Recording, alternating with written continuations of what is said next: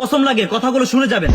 রসুল সাল্লাল্লাহু আলাইহি ওয়াসাল্লামের জন্মের সময় কিছু অলৌকিক ঘটনা ঘটে। তিনি জন্মের কিছুদিন আগেই রাজা আব্রাহার তার বাহিনী নিয়ে মক্কাতে হামলা করতে আসে, আর তখনই আল্লাহ তাআলার আদেশে আবাবিল পাখি তাদেরকে ধ্বংস করে দেয়। আব্দুল্লাহ রাদিয়াল্লাহু তাআলা আনহু বলেন, রসুল সাল্লাল্লাহু আলাইহি ওয়াসাল্লামের জন্মের মুহূর্তে আমি আমিনার কাছে ছিলাম। আমি দেখলাম আমিনার ঘরটি আলোয় আলোকিত হয়ে গেল এবং আকাশের সব তারাগুলো নিচের দিকে ঝুঁকে পড়ল।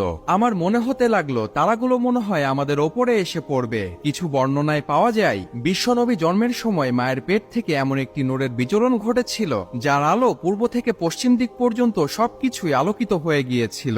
রাসূল সাল্লাল্লাহু আলাইহি ওয়াসাল্লাম যখন মায়ের পেট থেকে বের হয়ে মাটিতে পা রাখলেন, তখন এক মুঠো মাটি হাতে নিয়ে আকাশের দিকে দৃষ্টিপাত করলেন। এছাড়াও রাসূল সাল্লাল্লাহু আলাইহি ওয়াসাল্লামের ছোটবেলার জীবনও অনেক অলৌকিকভাবে কেটেছে, তা আলোচনা করব অন্য কোনো ভিডিওতে।